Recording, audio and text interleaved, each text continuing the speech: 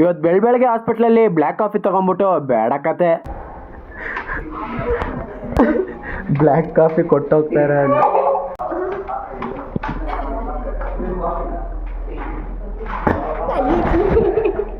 ಹೆಂಗ್ black coffee ಕುಡಿತೀಯಾ?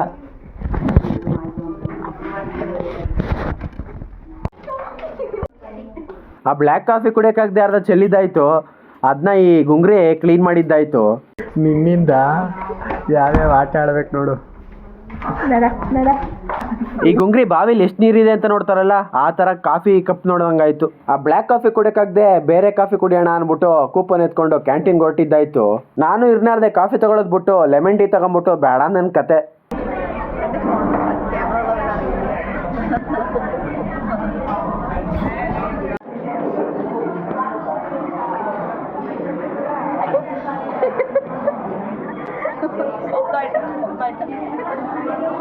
ನಾನು ಆ ಟೀ ಕುಡಿಯೋಕ್ಕಾಗಿಲ್ಲ ಅಂತ ನಾನು ನೋಡಿ ಕಿಕ್ಕಿ ಕಿಕ್ಕಿ ಅಂತ ನಕ್ಕಿದಾಯ್ತು ಇವರೆಲ್ಲ. ಆ ಟೀ ಅದು ಎಷ್ಟು ಬೇಕೋತೋ ನನ್ನ.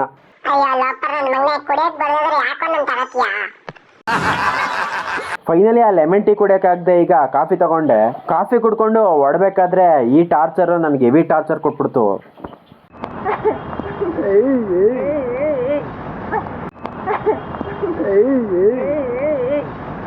ಈ ಥರ ಹಿಂಸೆ ಕೊಟ್ರೆ ನಾನು ಹೆಂಗಣ್ಣ ಬದುಕಲಿ?